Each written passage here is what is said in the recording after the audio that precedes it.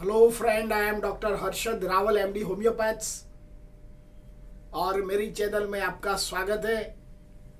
मित्रों, आज हमारे कमेंट बॉक्स में एक हमारा जो सब्सक्राइबर है उन्होंने बताया है कि डॉक्टर साहब, ये थर्ड वेव्स जो अभी पेंडेमिक्स में आ रहा है तो इसकी कैसे तरह तैयारी किया जाए।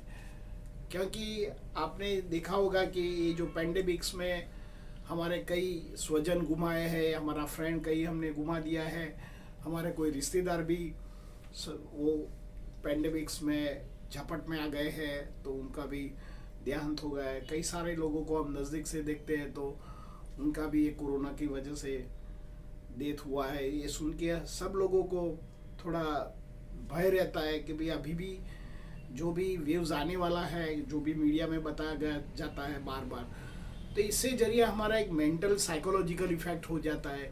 और इसी तरह हमारा ये जो व्यूवर्स ने लिखा है कि डॉक्टर साहब, ये जो वेव्स आ रहा है तो इससे कैसे हम बचें। देखो मित्रों, ये वेव्स तो आते रहेगा, क्योंकि ये जो थर्ड वेव जाएगा तो फोर्थ वेव आएगा, फिफ्थ वेव आएगा।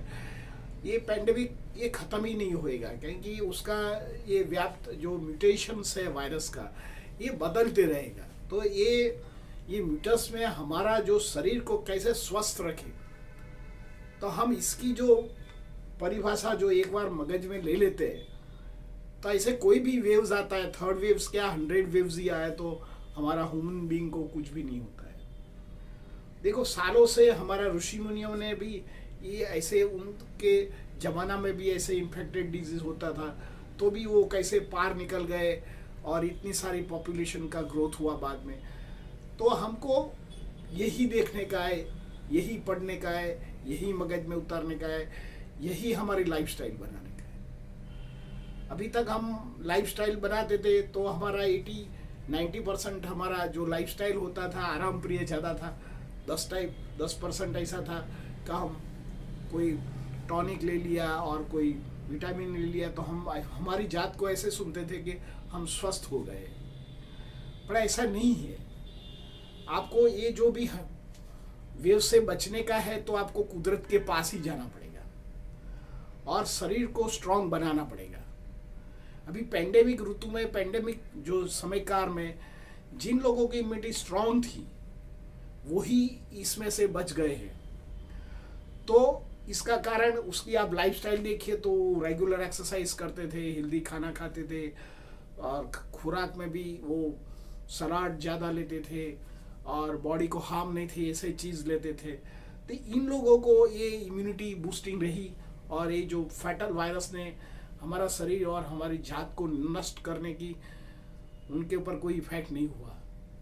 और जिन लोगों को पुअर इम्यूनिटी थी तो कई बार उसको हॉस्पिटल भी जाना पड़ा और कई बार तो उनको लाइफ के सामने भी उनको झुंझुमना पड़ा और कई बार तो उनको मृत्यु भी हो गया। ये सब कुछ खेल है इम्यूनिटी के लिए। देखिए, इम्यूनिटी कोई टॉनिक खाने से या कोई पिल्स खाने से नहीं आती है। इम्यूनिटी के लिए हमको जो हमारा जो शरीर विज्ञान है ये कुदरती बना हुआ है, तो उसको कुदरती खुराक चाहिए, नहीं कि आपको कोई आर्टिफिशियल केमिकल वाला ले लिया और हमने बोला कि नहीं लिमसी खाइए तो आपको 12 ग्लास जितना संतरे का जूस मिल जाता है।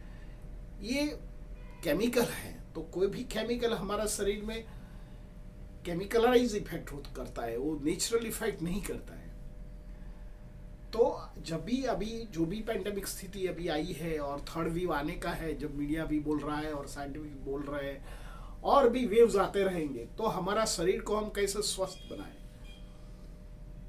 तो सबसे पहले तो आप कुदरत के पास जाइए। तो इज अ नंबर 1 सोर्स है हमारा सनलाइट। तो सनलाइट में बैठिए आप हर रोज आधा घंटा पौना घंटा, क्योंकि हमारी लाइफस्टाइल ऐसा होता है कि हम घर में से गाड़ी में बैठते हैं और गाड़ी में से ऑफिस में बैठते हैं, ऑफिस में से गाड़ी में बैठ के घर पे आते हैं। जहाँ जो तो अकुदरती हम जो वातावरण में बैठते हैं एयर कंडीशन में काम तो कर लेते हैं, पर हमारा धीरे धीरे ये जो एयर कंडीशन होता है और अननेचुरल जो एटमॉस्फेयर होता है शरीर मन के लिए तो अच्छा है, पर ये लॉन्ग टर्म शरीर को नुकसान ही करता है और हमारा ये जो हमारी इम्यूनिटी पर डिस्ट्रक्शन करता है। तो आप खुली हवा में चलिए। Sunlight is a strongest source of vitamin D. तो हम आधा घंटा भी सनलाइट में चल नहीं सकते और पसीना आते तो सीधा आके हम एयर कंडीशन में बैठ जाते हैं। ऐसा नहीं, थोड़ा पर्सपिरेशन निकलने दो। ये शरीर में एक हमारा मेटाबॉलिज्म करके जो वेस्ट प्रोडक्ट, जैसे हम यूरिन स्टूल निकालते हैं, ऐसे तरह हमारा ये पर्सपिरेशन है, ये भी वेस्ट प्रोडक्ट है।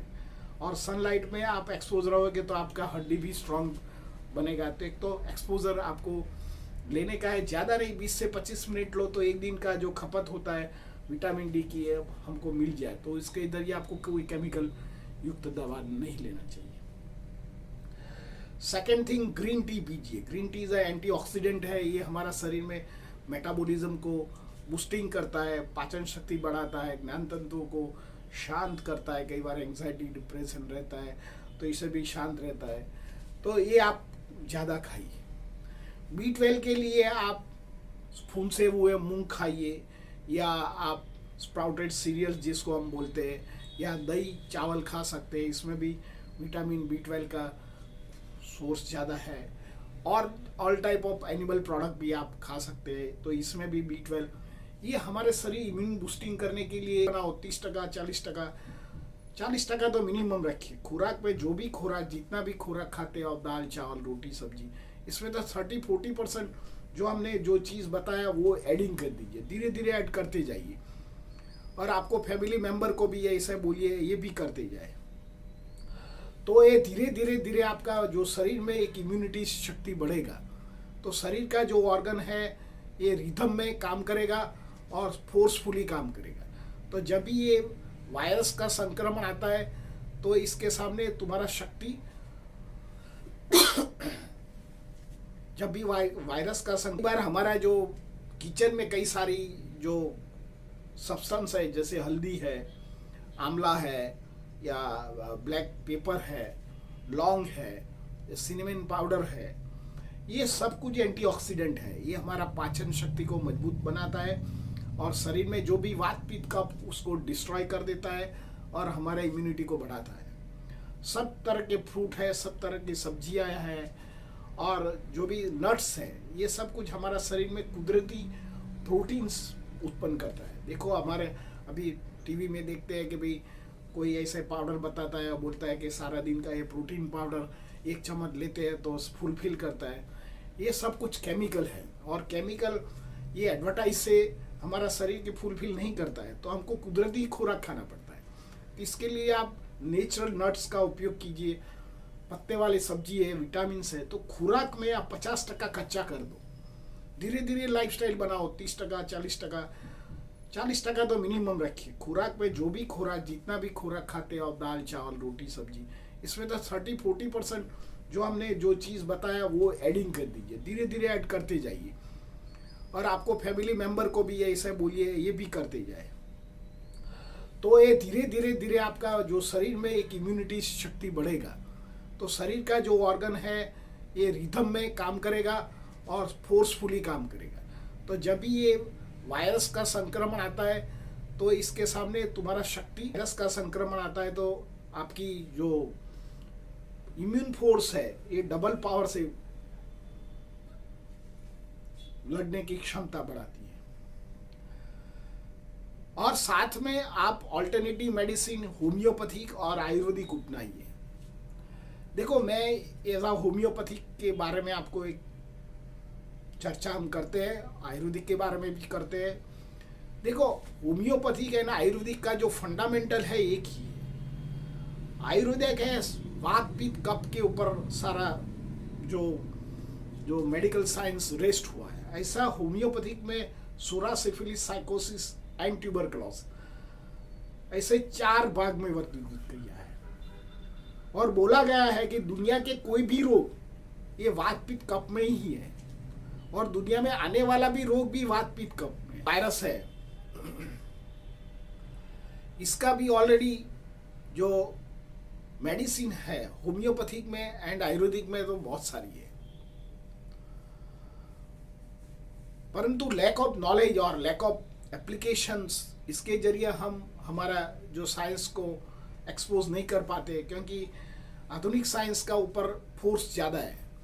आधुनिक साइंस क्या करता है, जब भी नया वायरस आता है तो नवी वैक्सीन यूज़ करते हैं और नया प्रोटोकॉल्स बाहर पड़ते हैं। ये भी सिम्टोमेटिक करते हैं, पर ये सिम्टोमेटिक केमिकली करते हैं। सपोज बुखार आया तो बुखार की जो केमिकल की वाली दवा पैरासीटामोल दे देते हैं। तो ये जो दवा होती है ये बंदरों में पहले देते हैं, उसमें जो बुखार आता है तो ये दवा ह्यूमन बीइंग को दिया जाता है। जब होम्योपैथिक में क्या होता है कि जो भी दवा होता है ये ह्यूमन पर ट्रायल किया गया है, दवा है ह्यूमन पर ट्रायल किया गया है, तो इसका जब भी ह्यूमन में ऐसा रोग आता है तो ये रोग तुरंत मिट जाता है। आयुर्वेदिक या होम्योपैथिक की जो भी मेडिसिन है ये ह्यूमन बीइंग पर ट्राई किया गया है, और उनका जो सिम्टम बेस लेके जो जहर को मारते ये सिद्धांत पर ये होम्योपैथिक वर्क करता है। इसलिए अभी दुनिया में जो रोग नहीं आए हैं पर उसका सिम्टम तो आता है, ये तो जो सिम्टम लेके उसका एक नाम दिया जाता है कि ये कोरोना वायरस है। जब होम्योपैथिक एक सिम्टम साइंस है कि भाई जब दर्दी को बुखार आता है तो हाई ग्रेड फीवर आ जाता है, सांस लेने में तकलीफ हो जाता है, आंखों में पानी निकलता है, ड्राई कॉफ रहता है, तो ऐसे जरिए होम्योपैथिक में उसको अनुकूल जो सिम्टम्स होता है मेडिकल मटेरिया मेडिका में ये सेम दवा दर्दी को दिया जाता है तो दर्दी तुरंत अच्छा हो जाता है। और साथ में उसका जो पोस्ट वायरस जो दर्दी को तकलीफ रहती है, बॉडी एक होता है जो उसको बेचैनी लगता है, मेंटल उसका अपलेट होता है, सब ये होम्योपैथिक दवा से तुरंत दर्दी अच्छा हो जाता है। तो ये साइंस को अपनाइए, आयुर्वेदिक को भी अपनाएंगे, क्योंकि ये हमारा इंडिया में 5000 सालों से हम आयुर्वेदिक का उपयोग करते हैं। तो आप जरूर ये से थर्ड वेव में ऑल्टरनेटिव मेडिसिन का ज़्यादा प्रयोग कीजिए।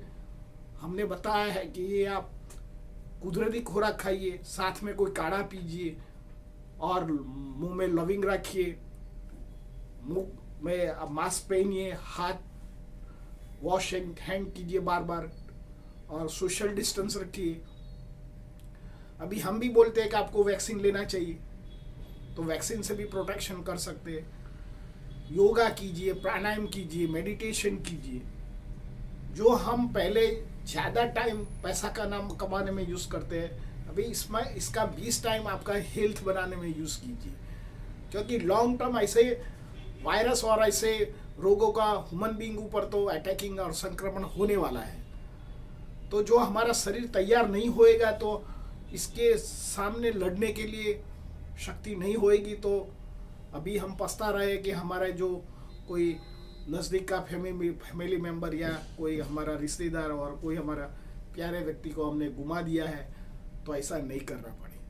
तो मित्रों, अभी भी आपके पास टाइम है, कल से एक्सरसाइज स्टार्ट कर दो, रेगुलर फूड खाइए, नेचर के साथ रहिए, नॉर्मल फूड लीजिए, मेडिटेशन कीजिए, योगा कीजिए, सोशल डिस्टेंसिंग रखिए। मैं आपको शॉर्ट बोलता हूँ कि कई भी सारी वेव्स आएगा, थर्ड वेव्स आए या 100 में वेव्स आए, तो आपको घबराने की ज़रूरत नहीं है। मन में भी स्ट्रांगनेस रखिए कि हे ईश्वर, जो भी आप करते हैं ये हमारे लिए अच्छे के लिए करते हैं, और आपको भी मन और शरीर को स्वस्थ रखिए और बैलेंस रखिए, और ऐसे वेव से आप लड़ते रहेंगे। मित्रों, मेरा ये वीडियो आपको कैसा लगा? अच्छा लगा लाइक कर दीजिए, शेयर कर दीजिए। धन्यवाद।